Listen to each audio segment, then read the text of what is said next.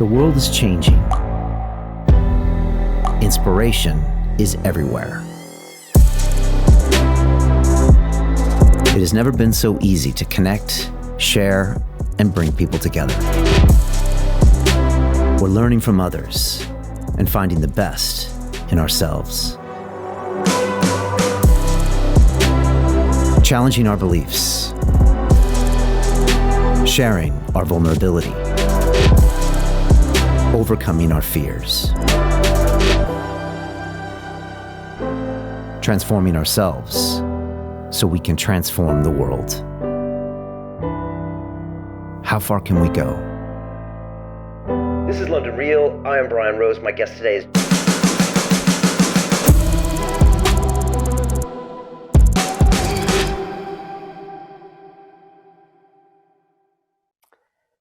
This is London Real. I am Brian Rose. My guest today is Kim Kiyosaki, the author, entrepreneur, and real estate investor. You are the co-founder and CEO of the Rich Dad Company, and alongside your husband, Robert, have dedicated the last 30 years of your life to providing financial education to millions of people around the world. Your investing career began in 1989 with a small rental house in Oregon, and today you own thousands of properties, including hotels, golf courses, and commercial units. You wrote the best-selling book, Rich Woman, with the goal of helping women everywhere create true independence by taking control of their financial future. You ultimately believe there remains a huge void when it comes to financial education, and your goal is to help as many people as possible understand how to take action and create long-lasting wealth. Kim, welcome back to London Real. Thank you, Brian. I love being on your show. I love talking with you. It's always an adventure.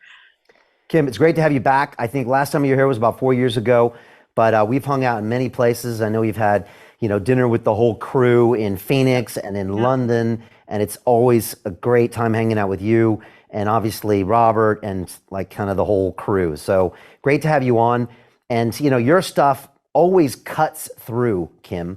And, you have a different frequency, but your message, sometimes you need different frequencies to get a message to the right people. And so I'm so glad you're here. And again, you've lived your philosophy for the last 30 years. As a quick aside, I've been tagging you and Robert lately on my Instagram because I have Cash Flow for Kids right here in my studio. Oh, thanks. It's on our conference room table. And my two sons, they're 6 and 7 years old. We play every Sunday Cash Flow for Kids. And so thank you for doing that. I love that. They keep saying, when do we win? When do we win? And for me, when Damon's 5, he's almost 6, and he's got this sheet in front of him that says, his income statement, and they're talking about passive income. And so for me, every time they roll the dice, I'm winning as a parent. Yes. Because these young boys are getting in their heads, thanks to you and Robert and building this amazing game, that it's all about acquiring assets that cash flow as opposed to being in this rat race where we're waiting for a salary. And so, I played Monopoly when I was a kid, but this is like Monopoly on steroids because they're getting these subliminal messages. So I'm going to keep tagging you on that. But if anybody's curious.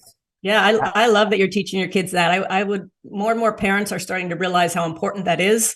And just changing the mindset, because that's really what the cash flow game does and the cash flow for kids. It just changes your mindset because people are taught to work hard for money, and we work really, really hard for money, but we're never taught what to do with our money.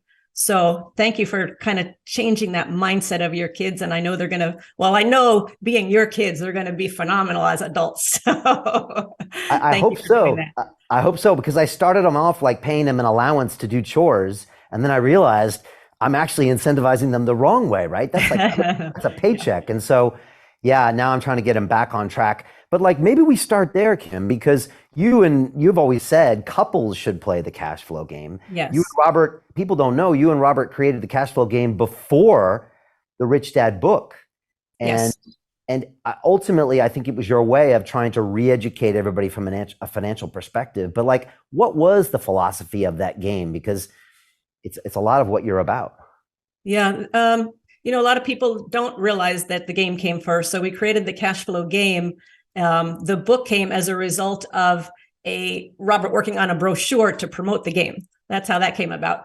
But the cash flow game came about because Robert and I, in 1994, we were financially free.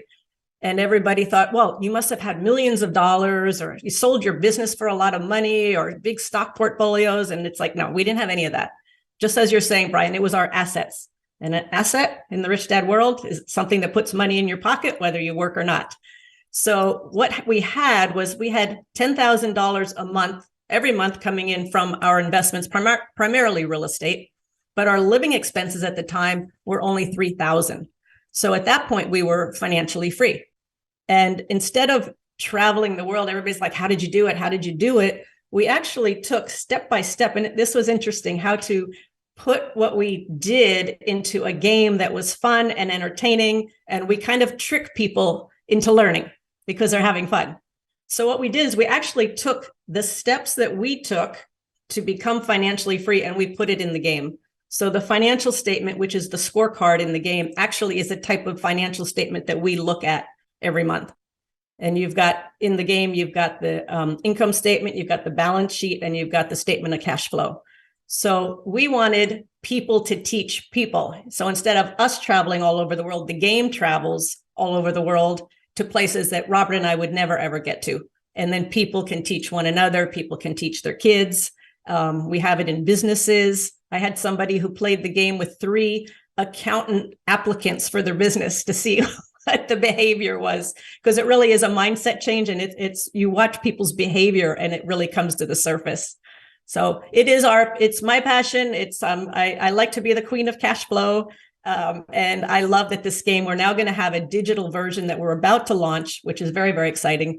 But the more people out there get access to this game, I think financial literacy is the number one thing that if people could understand financial literacy, I think it's at the root of so many of people's problems, that the lack of financial literacy. So the more financially literate, the less dependent we become on government, the less dependent we become on bosses, the more control we have over our lives. And I'm all about taking control of the financial life. Yeah, well, let's go a bit deeper on that. There's a great quote from you where you said, entrepreneurship regrows your brain from the damage that school has done. Why aren't we financially literate? It's a question I always ask. And, a couple of years ago, we went heavy into the blockchain space. Mm-hmm. And when you play around with Bitcoin for a while, you start looking at the fiat currency system, askance a little bit. And then you start asking these questions like, well, how come we weren't taught about money? And then obviously, things that Robert has said so many times, schools teach you to be poor, things that you echo. But why weren't we taught financial education? Why are we still not taught financial education? That's a great question, Brian. We have hit our head against the wall trying to bring the games and books into the school system. All we get is we don't teach money in school. It's like it's an evil subject, which I do not understand, because it's something everybody uses every day in their life. It's the number one life skill. Yet people don't know. We work so hard for our money, but then nobody teaches us what to do with our money. So maybe it's on purpose. Maybe they don't want us to know about money. I don't know. When we created the cash flow game, Brian, one of the first things I did is I sent it. I had a contact at Harvard, and she was a professor there. So I sent it to her and I said, play this game, see what you think, and I'll call you in a couple of weeks. So I call her in a couple of weeks and I said, have you played the game? She goes, this is Harvard, Kim. We don't play games at Harvard. And besides, we don't, whoops. Oh, sorry. Hang on. Yikes. Sorry. So she said, Kim, we don't play games at Harvard, and we don't teach about money. It's below them. It was like below them. So I really don't know today. More and more schools are starting to bring, but not really the public school system. I see it in charter schools. I see it in homeschooling. I see it in individuals, teachers, parents who will bring financial education into the school. But I think it could just be on purpose that the powers that be do not want people financially literate, because then they would have more control over their life. And maybe there's forces that don't want that to happen, unfortunately. Yeah, well, let's go a little bit deeper on that, because there's people that also start to criticize when the government starts sending people checks And, Yes. you did a great interview with PragerU, and they were dropping clips of you recently where I think you were saying, we got to stop conditioning people to expect or get used to getting that check, that unemployment check, that COVID check, that whatever check, because it conditions them, I guess, to be ultimately helpless. Yes. Some people say that all these social programs, they look like you're helping people, but other groups zoom out and they say, actually, you're doing the opposite to these people. You're conditioning them to be dependent on the state. Then their behaviors have to kind of align with the state. Correct. And sooner or later, you're actually incentivizing families not to stay together. You're incentivizing people not to work. And you've almost created these anti-humans just to get that check. I don't know. I'm curious for your thoughts on all that. Oh, I've got big thoughts on that. I think one of the worst things you can do is give people money. One of the most important things is what it does to your soul, to your spirit, to your self-esteem. What makes countries great is production. What makes people great is getting out there and producing, coming up against obstacles and having breakthroughs and all of this. I think it's just keeping people very, very dependent on the government. And of course, if you give people money, there is a price to pay. And that price is your freedom. That price is control over your own life, control over your own body even. And now they're coming out with UBI, Universal Basic Income. They're experimenting with that in the US where everybody gets a check. I mean, I think it's the worst thing you can do. I am a huge, huge proponent of capitalism, free markets, free trade.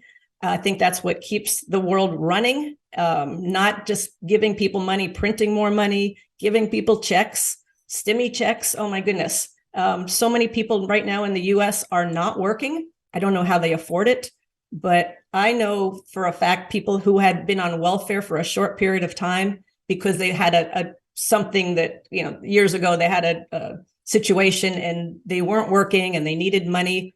They said to me, it was the worst feeling ever going into that office and picking up a check without earning it. I mean, I think people in general, they want to be of contribution. They want to earn what they get. They need to be in exchange. And with stimmy checks and free money and all UBI, it's just one big out of exchange for me. And I'm more concerned about what it does to a person's soul and spirit and what that price that they're paying for that check. They probably have no idea, but I would never, ever, ever pay that price ever. Yeah, that killing the soul is a really important to dwell on. There's a movie that just came out recently. It's called The Great Awakening. It was the Plandemic 3 movie from Mickey Willis. And, his first movie talked a little bit about, viruses and things like that. The second one talked about paper trails to Wuhan. And the third one, he really went head on with communism. And he talked about communism versus capitalism. And if you go down that route, what it leads to, how it's kind of infecting the US. I mean, Kim, my daughter's at BU now, and she came back recently and she's like, there are actually students that think communism is better there. And I was like, they're actually believing that? She's like, yeah. And if you go down that route, and this movie takes people down that route, it's all dark. And there's always someone out there that say, yeah, but this time socialism is going to be different. It's going to be different. Yeah. It never works. It never works. It's very scary because I see the same signs, Brian. I see it here in the US. The way they're leading people to schools, the universities and colleges, and now it's going into high schools. They are not institutions of learning. They're institutions of indoctrination. They're indoctrinating these students to start believing that, socialism and communism is great because everybody's equal. The world isn't equal. It doesn't work that way. And just the other day, we did an event at Arizona State University, and it was Robert, Dennis Prager, and Charlie Kirk of Turning Point. And the subject was health, wealth, and happiness. Very non-controversial. It was just an educational event. It was the professors that stood up and said, we don't want Charlie Kirk and Dennis Prager. They're Marxists. They're KKK. They're racist. And they used all this language, and they got the students kind of revved up. And now what the good news is, we did the event. We put a press release out because this was getting so much attention. It was just a simple event, and they've turned it into a political event, which it was not. But as a result, this has now opened the door. Some of the people that were involved have been doing major interviews on major networks. It's become a kind of a test for free speech. And the whole narrative right now, people are using Arizona State and our event as a platform for free speech. And if that was the effect of that event, then I am thrilled, because we're getting knocked out of free speech right, left, and center. You know it on social media. We've experienced it on social media. It's once you have no free speech, you have no community. You have no, what's the word? Yeah, you have no life. You have no life. You have no freedom, that's for sure, because it's all propaganda then at that point. And so you are making some progress with this event. Like, you were able to do it, and it's become a lightning rod, and it's not just getting buried like so many other events did at universities in the last couple of years. So it seems to be making some progress. Yes, two of the women that were key people involved from ASU, one was an ASU professor. She was the one that was putting it on, as well as her coworker. They both got fired. Wow. And because of bringing Charlie Kirk and Dennis Prager and Robert onto their campus. So she has now been speaking out, and the networks are all picking her up, and a lot of media is picking her up nationwide right now. So it's a really positive thing. I think what we need to do, Brian, is people just have to start standing up. They have to start saying no, and a lot of times that comes from saying no with your wallet, and not well, for me, not patronizing the institutions that are very, very, I'll use the word woke, very, very kind of anti the values that we stand for in capitalism and free markets and free trade, against liberties and freedom. We just have to stand up and say, we're not going down that route. Yeah, and there's been some great boycotts of some companies out there where people finally have pushed back and say enough is enough. It's nice to see it kind of turning, because from 2020 to 2021, it looked like it was only going one way. Yes. And you made reference, I mean, we were having everything taken off of YouTube, and I was quite literally shocked. You know, I'd spent 9 years putting anything I wanted on YouTube, and all of a sudden, you know, one conversation was deemed violating guidelines, and then the next one, and then the next one. And, you know, when you start taking away people's freedom of speech, everything breaks down. Yes. And we all suffer from it. Like we even saw after all the pandemic, if we had actually listened to some of these ideas, we would have saved lives, we would have made progress. And that's always the case. And so it's interesting, Kim, that you bring that up, because, you know, ownership of property and ownership of your freedom of speech are linked. They are hand in hand. Yes. And so if people want to start talking about not owning property, about going to where the state owns things, pretty soon your free speech will be gone, and there won't be much you can do about it. Pretty soon then Big Brother comes next, and all of a sudden you're back to some of these very dystopian states that we've seen in the past and we see in the movies. We are already living partial versions of those now. People need to really understand. Isn't communism one of the or Marxism one of the key components, the abolition of private the abolition of private property? And I see that happening. I mean, taxes are going up right now. People aren't being able to necessarily afford, when the interest rates go up and their mortgage gets refinanced, they can't afford it. People are leaving their homes. So I see that happening, and it looks very subtle, but I'm not so sure. The banking crisis here is far from over. I think there's a plan in place for the banking crisis, which is not a healthy thing. Small banks are just getting squeezed out right and left. So we gotta keep the fight going. Yeah, I want to go deep and get your thoughts on what's happening with banking right now. And that concept of private property. You know, we went into the blockchain space, Kim, and there's an incredible guy named Yat Su. He runs a company called Animoca Brands out of Hong Kong. They have about $4 billion in assets. They have a lot of gaming companies and metaverse, and he's a huge proponent, Kim, of digital property rights. Now, a lot of times we don't think about digital property rights. We think about owning our house, owning assets they can't take away from us, by the way, which isn't your dollar necessarily. Now he comes in and he says your digital property rights are just as important.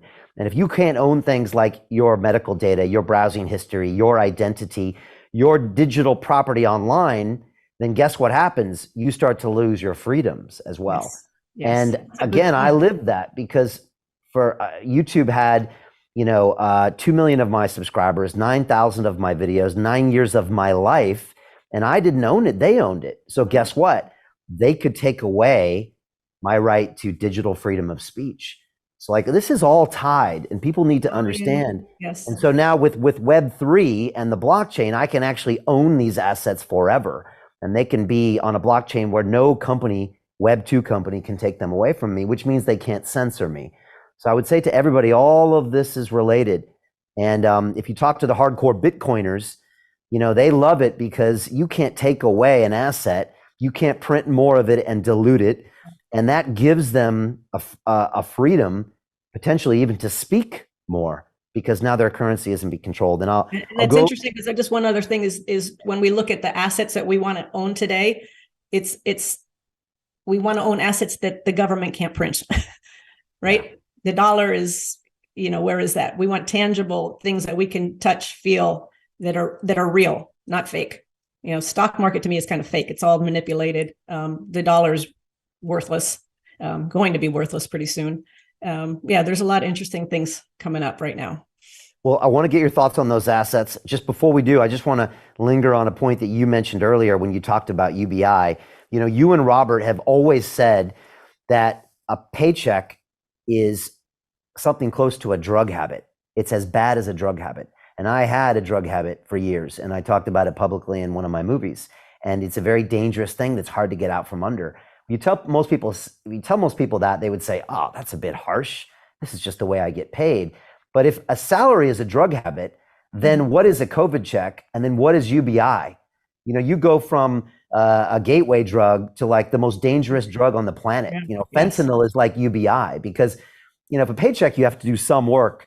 A COVID stimulus check is every now and then. A UBI is you wake up and you get it. For nothing. Get it for nothing. Yep. Yeah, for nothing. So everything about you is ultimately controlled. Yes. You don't own any assets, so you won't have control. And pretty soon, consciously or subconsciously, you are doing whatever the person that wrote you the check tells you to do. And that's why you say it steals your soul. It's yes. I mean, it's like, who owns the gold makes the rules. And, I teach women about money and investing. One of the things I see is if the husband is the one making the money, and she is not, then she oftentimes gets resentful because she doesn't want to have to ask for money. She doesn't want to ask permission, but it's the same concept. It's that whoever has, and I see money enslave a lot of people, not just women, but when you talk about a paycheck kind of enslaves you to your boss and to that job. I remember the day when we talk about the income statement and the balance sheet. So the income statement, you have your income and your expenses, and the job salary is always in the income column. And then you have your assets and liabilities on your balance sheet. I remember the day when I was always taught to focus on income, get a good paying job, get a raise, work hourly rates and work more hours or raise your hourly rate. It was always about income, income, income. And the lights finally went on after I had been doing a little bit of real estate investing and I had cash flow from my assets. The light finally went on that I was focused on the wrong column. I was focused on acquiring income when I should have been focused on acquiring assets.